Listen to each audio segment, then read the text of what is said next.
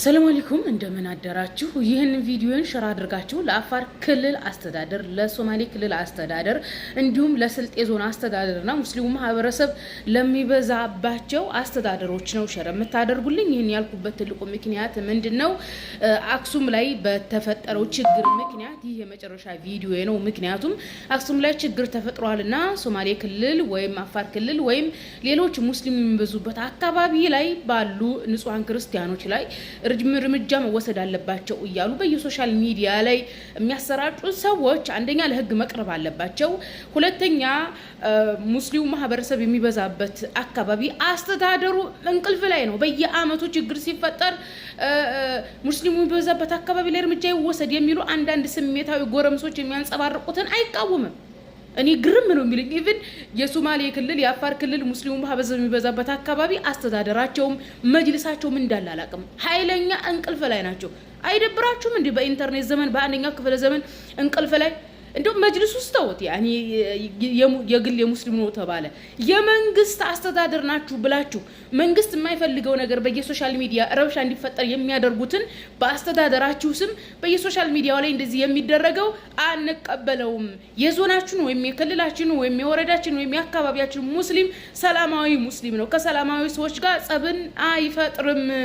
በእስልምና ሐራም ነው። ኦኬ ፈሳድን ማለትም ብልሹ አሰራርና ሁከትን መፍጠር በእስልምና ሸሪዓ አላህ ዘንድ የተጠላ ነው የሚል ወይ ያስተዳደሩ ወይም የመጅልሱ እንትን ቢሮ መግለጽ ነበረበት። ሙስሊሙ ማህበረሰብ የሚበዛበት አካባቢ አስተዳደር ከመጅልስ ጋር በመነጋገር እንደዚህ አይነት ትምህርት በሶሻል ሚዲያ መስጠት አታቁም። እኔ ኋላ ቀረናችሁ። እናንተን በስንት ነው የምናስተምራችሁ ነው።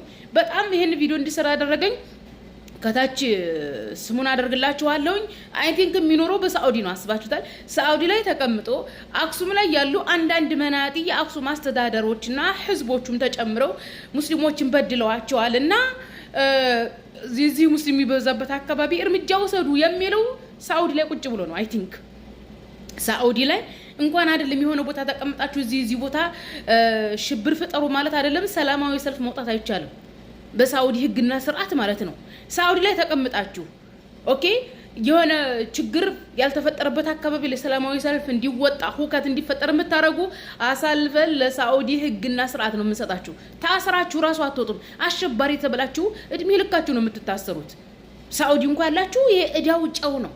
አውሮፓና አሜሪካ ተቀምጣችሁ የምትዝረከረኩ የራሳችሁ ጉዳይ።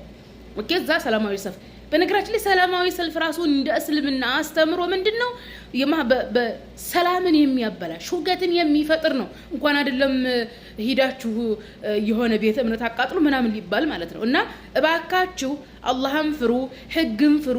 በህግ አምላክ ስሜታችሁን ያዙልን ነው።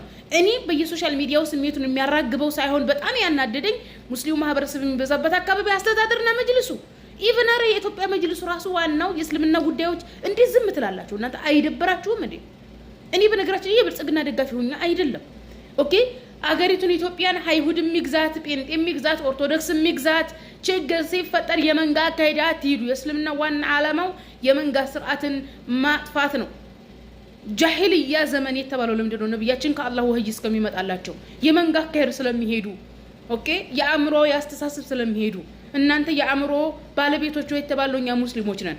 ኦኬ በአፋር ክልል በሶማሌ ክልል ወይም በሌላ ሙስሊም በሚበዛበት ዞንና ወረዳ አካባቢ ያለው ክርስቲያን ንጹሃን ክርስቲያን ነው። አይ ክርስቲያኖቹ ለምን አክሱም ላይ ለሚበደሉት እህት ወንድሞቻችን አያግዙላቸውም ለምትሉ እነሱ ካፊር ናቸው፣ ክርስቲያን ናቸው። እንደናንተ ሙስሊም አይደሉም። ለፍትህ አይጨነቁም። እኛ ሙስሊሞች ነን። ፍትህ ያሳስበናል፣ የአገር ሰላም ያሳስበናል። ሁከትን አንፈጥርም፣ ብጥብጥን አንፈጥርም። መንጋዎች አይደለንም።